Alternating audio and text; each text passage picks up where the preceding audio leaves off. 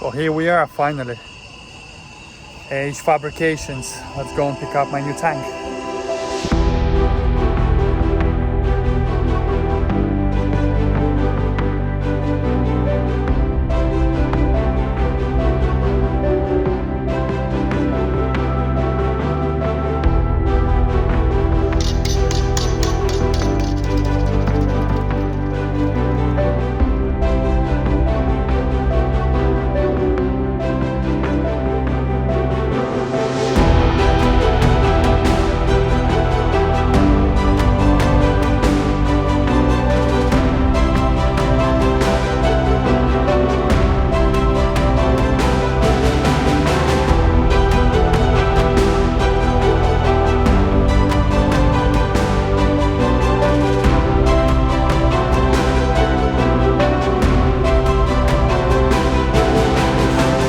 I'm sorry guys, I didn't film anything. This is literally the only bits I have. I was way too excited to chat to Matt from AH Fabrications about all sorts of things, work around the workshop. I mean, on those shelves they have pretty much anything you can think of. I mean, they do radiators, they do intercoolers, the swirl pots, fuel tanks, essentially anything to do with aluminium, race, car parts, probably stainless steel as well. I don't know, I didn't ask. Anyways. Yes. Yes, shiny race car parts. So this is integrated all in one. Let me remove the gasket. So this is integrated all in one.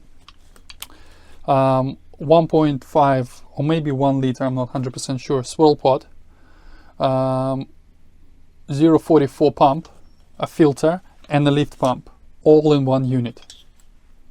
Perfect, isn't it?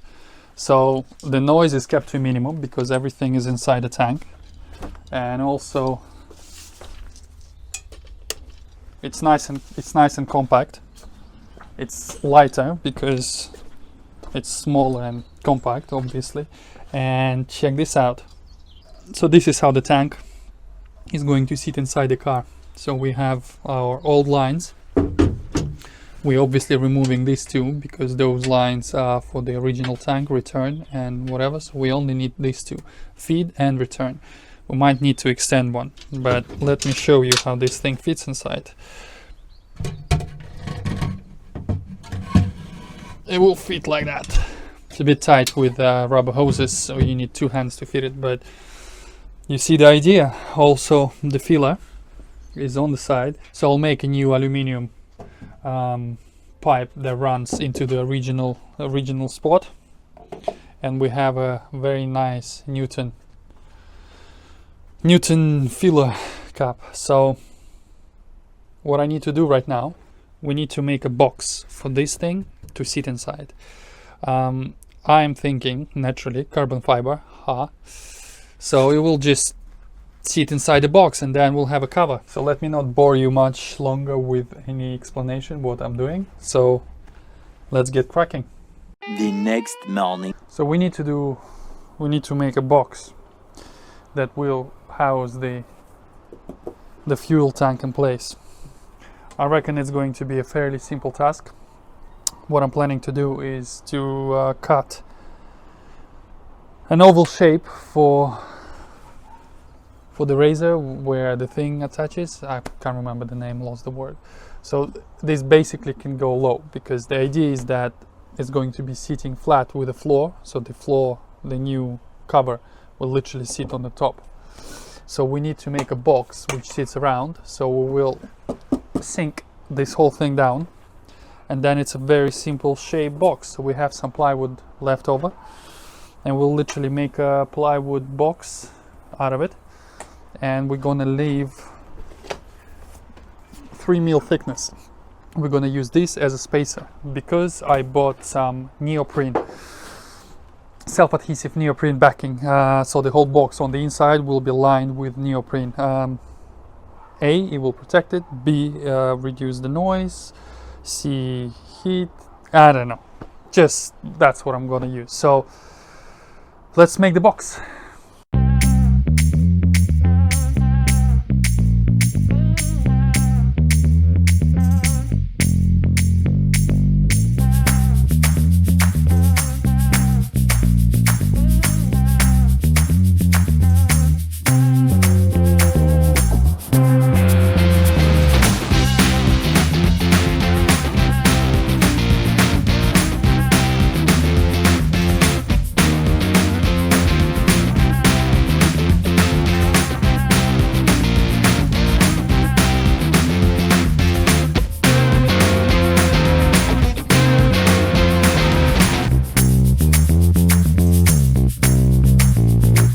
this is how I've done my box. It's very, very simple. Couple of offcuts of plywood and the box is ready. So the tank will sit inside like this.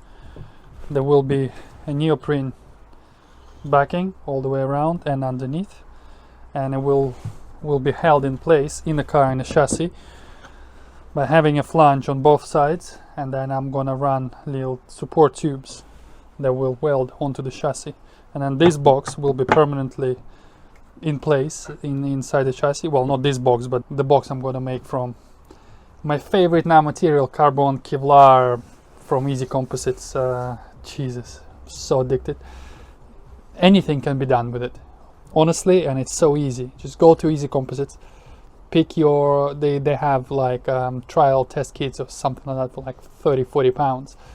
It's only a small amount, but you'll be able to make small parts, and really quickly you will be like, yeah, we're gonna be making other stuff. Anyways, very happy how it turned out. Let's wait for the glue to dry,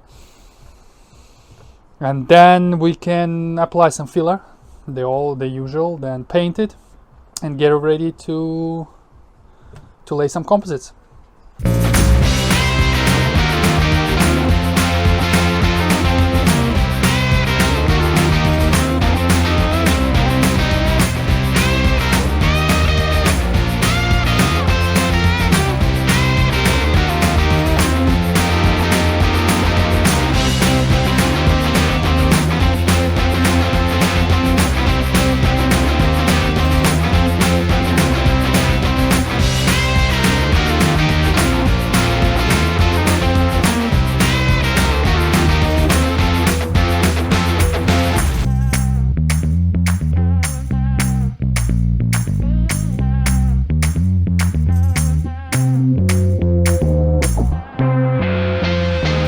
So maybe it's safe to say that if anything fails, then I can always pick up cake making or sink making, because those two look pretty cool. Obviously not in green, unless that's what the look you're going for. I don't know why it was funny in my head. Anyways, jokes aside, the molds are done, so we're now ready to lay the things. This one in particular, I did not show you how I made it because there is nothing really special there. That's a cover for the top of the tank where the access panel is. I don't think I strictly need it at this stage, but may as well make it so it will cover all the pipes coming in and out, so it'll be very neat, and plus it's going to be within the regulations. Fuel tank completely covered by the firewall box thing. So now let's cut some reinforcement, apply PVA, and we're ready to make some composites.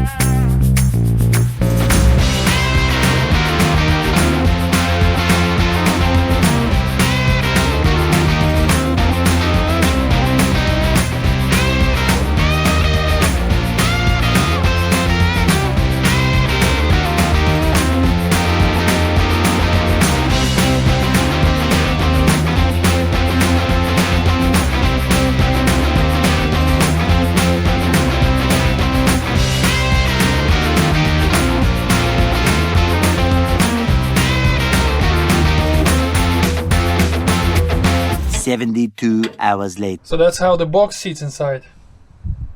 Pretty self-explanatory, right? Once I show you.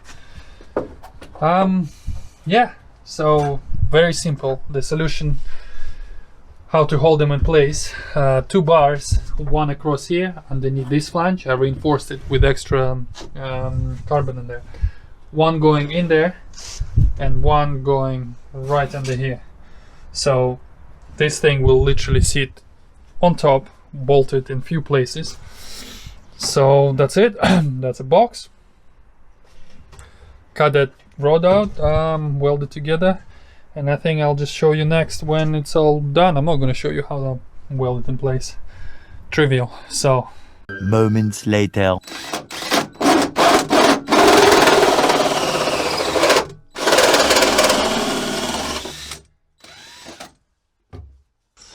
more weight saving. 10 grams.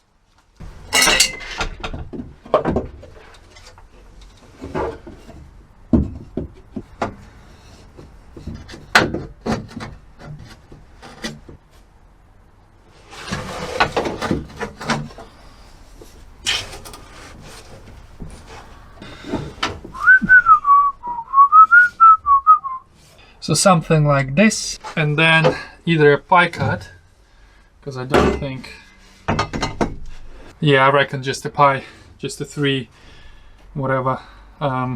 It's not very critical. And then about a 90-degree on the inside.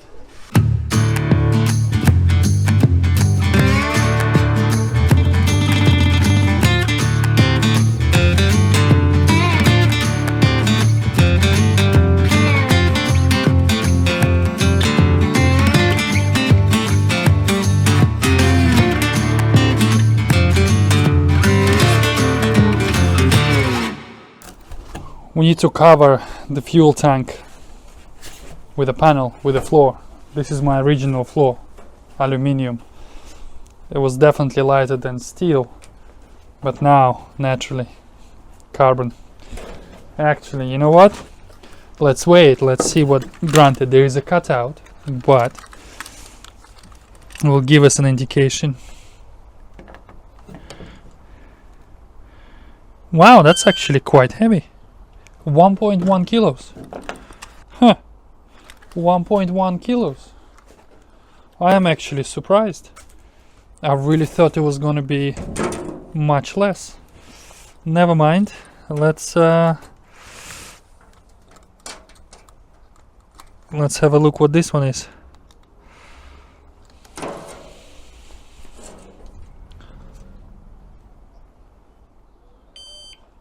.92, so almost 3 kilos. So we are saving here 2.9 minus 1.1, 2.9, 1.9, 1.8 kilograms. Damn, math is not my forte. Let's have a look how this panel fits.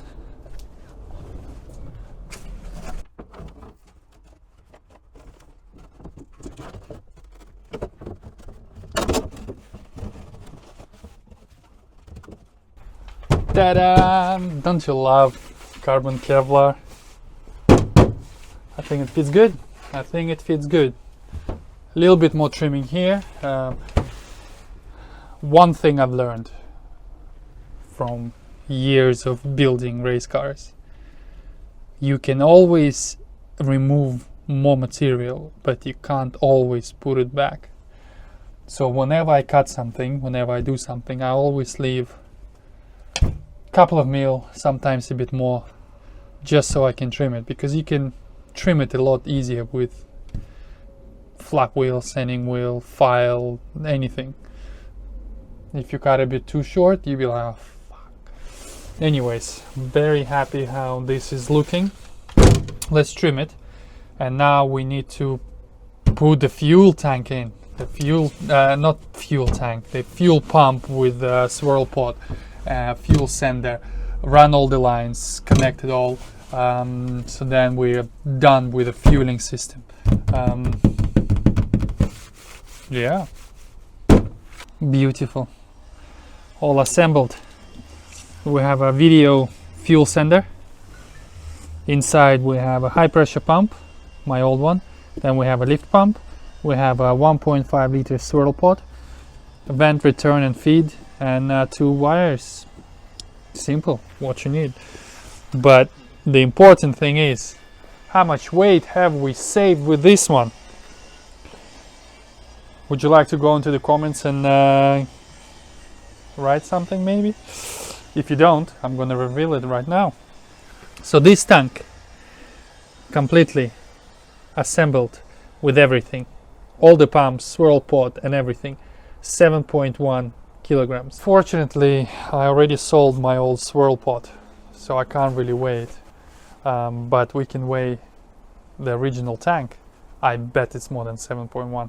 Funny enough, the original tank is 7.3 kilos. Interesting. Aluminium, plastic, very interesting.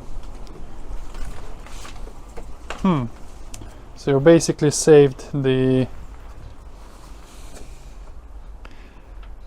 we saved a swirl pot weight, which is probably 800 grams or something, maybe a bit more. Actually no, we're saving some extra fuel lines. What else are we saving? The bolts that are holding it. It wasn't really for weight saving, it was weight distribution, so the weight is right at the back. It's a smaller tank because we don't need to run the big one. It has a proper fuel sender fuel level, and everything is integrated, so we're not risking any risks of having swirl pot inside or going through the trouble of making a big box to cover the whole fuel system. So overall win-win, and it's clearly a little bit lighter. I was actually expecting a lot less from this. No, actually I was expecting a lot more from this, but it is what it is. You win some, you lose some. So next step would be take this thing off. Clearly it's dripping petrol. Feed the tank into its cage, and then we can run all the lines. Flashback. It's like with everything here. You touch one part, then another part needs upgrading. My lovely AH Fabrication oil tank. I need to move it because the new flow and blah blah. Anyways, need to move it ever so slightly. So I made this plate. That's what's gonna sit on it. It's aluminium. Before you say composite blah blah blah, well, no, it needs to be strong, and I need to screw it in and stuff like that. So it will sit something like this in here.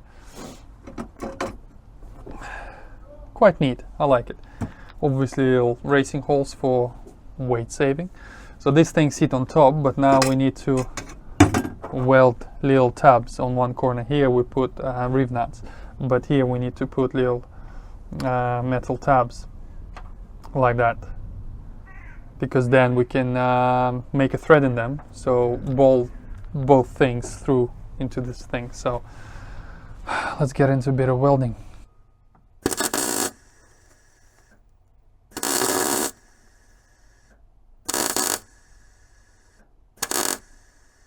End of flashback. Yep, so that's relocated. And what do we have? A fuel tank. So here we are. I'm pretty sure I've missed a few steps, but that's basically the fuel tank. Let me update you if you missed it. AH Fabrications made me this fuel cell. It's 30 liters in capacity. It's filled with foam.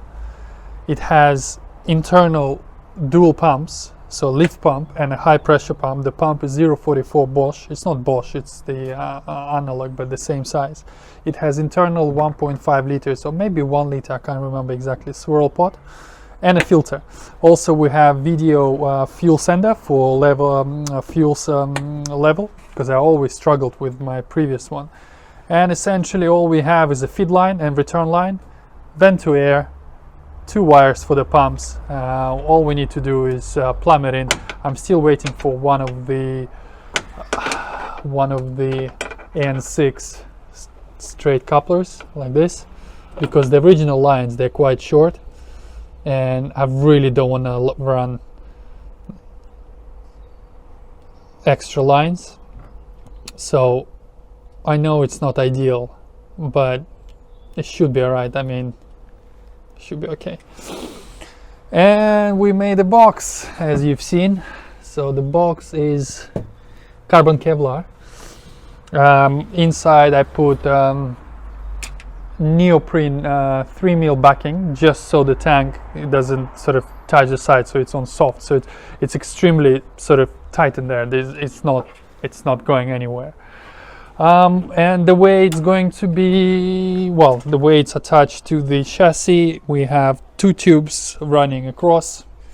It has two tabs and it sits on top of the tubes, so it's not really gonna go anywhere. And on top of that, literally on top of that, we have one of those bad boys. Yep, that's the cover plate that goes on top of the tank. Let me show you how it fits. It's quite difficult maneuver. Sort of like that.